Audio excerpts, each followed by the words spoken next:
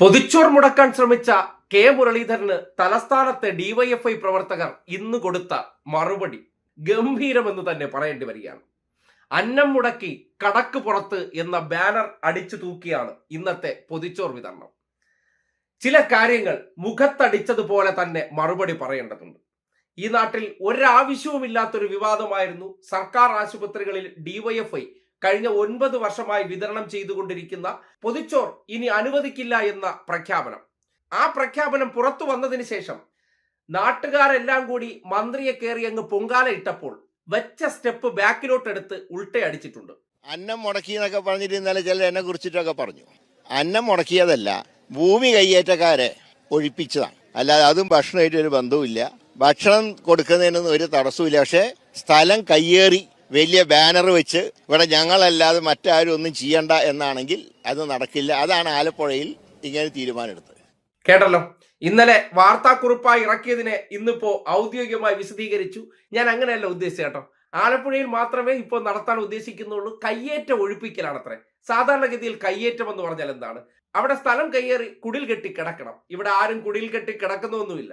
ആശുപത്രികളിൽ ഒരു പോയിന്റ് നിശ്ചയിച്ച് അവിടെ എല്ലാ ദിവസവും മുടങ്ങാതെ ഡിവൈഎഫ്ഐ എന്ന സംഘടന ഭക്ഷണം കൊണ്ടുവരുമെന്നുള്ള ഒരു ചെറിയ ഷെഡ് ഉണ്ടാക്കി വെച്ചു. ഇതല്ലേ എല്ലായിടത്തും ഉള്ളൂ. അതിൽ എന്ത് തെറ്റാണുള്ളത്? ആഹാരം കൃത്യമായിട്ടൊരു സ്പെസിഫിക് പോയിന്റിൽ കൊടുക്കാനായിട്ട് അത് ഏത് മെഡിക്കൽ കോളേജിൽ വേണമെങ്കിലും ഡിവൈഎഫ്ഐ ചെയ്യുന്നുണ്ട്. അത് തടസ്സപ്പെടുത്താൻ ശ്രമിച്ചതിനാണ് ഇന്നിപ്പോ തിരുവനന്തപുരത്ത് ഇത്രയും വലിയ ഫ്ലെക്സ് അടിച്ചു വെച്ച് മന്ത്രിയെ അന്നം മുടക്കി എന്ന രീതിയിൽ ഇങ്ങോട്ട് ചൊറിഞ്ഞതിനെ തിരിച്ച് മാന്തിപ്പറിച്ച് പുണ്ണാക്കുന്ന സാഹചര്യത്തിലൂടെയുള്ള മറുപടി നൽകിയത്. വരുന്നവർ മുഴുവൻ അന്നം മുടക്കി ഡിവൈഎഫ്ഐയുടെ പൊതിച്ചോറ് മുടക്കാൻ ശ്രമിച്ചു എന്ന് കൃത്യമായി അറിയിച്ചുകൊണ്ട് ആ പൊതിച്ചോർ വിതരണം ചെയ്ത രീതി ഉണ്ടല്ലോ, അതാണ് ക്ലാസ് എന്ന് പറയുന്നത്. വെറുതെ ഇരുന്നവരെ ഒരു കാരണവുമില്ലാതെ ആരോഗ്യ മേഖലയിലെ കഴിവുകേടുകൾ അത് ജനം ചർച്ച ചെയ്യുന്നതിൽ നിന്ന് വഴിതിരിക്കാൻ വേണ്ടി ഡിവൈഎഫ്ഐയുടെ പൊതിച്ചോർ അങ്ങ് മുടക്കിയാൽ വിഷയം അങ്ങോട്ട് ചർച്ച മാറിപ്പോകുമെന്ന് കരുതി. പക്ഷേ എന്ത് വേണം? അപ്പനപ്പൂപ്പന്മാരെ വരെ നാട്ടുകാരെ കൊണ്ട് സ്മരിപ്പിക്കാനും ഒപ്പം തന്നെ ഇന്ദിരയുടെ പേരിലും കരുണാകരന്റെ പേരിലും ബാനർ അടിച്ചു വെച്ച് ഭക്ഷണം കൊടുക്കുന്ന കഥകൾ വരെ നാട്ടുകാർ അറിഞ്ഞു.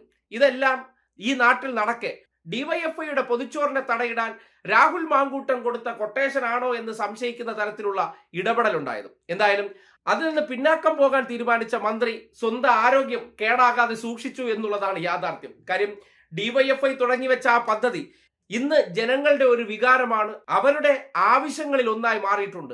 അവർ വിചാരിച്ചാൽ പോലും നിർത്താൻ പറ്റാത്ത രീതിയിൽ ആ സംവിധാനം പ്രവർത്തിക്കുമ്പോൾ ഇന്നലെ മാത്രം ഒരു കസേരയിൽ അധികാരം കിട്ടിയപ്പോൾ ഞങ്ങളോ കൊടുക്കുന്നില്ല എന്നാൽ അവരെ കൊണ്ടുകൂടി കൊടുപ്പിക്കുന്ന അന്നം അങ്ങ് മുട്ടിച്ചേക്കാമെന്ന് കരുതിയതിന് നാട്ടുകാർ തന്നെ മറുപടി കൊടുത്തപ്പോ എല്ലാം ശുഭം സ്വാഹ.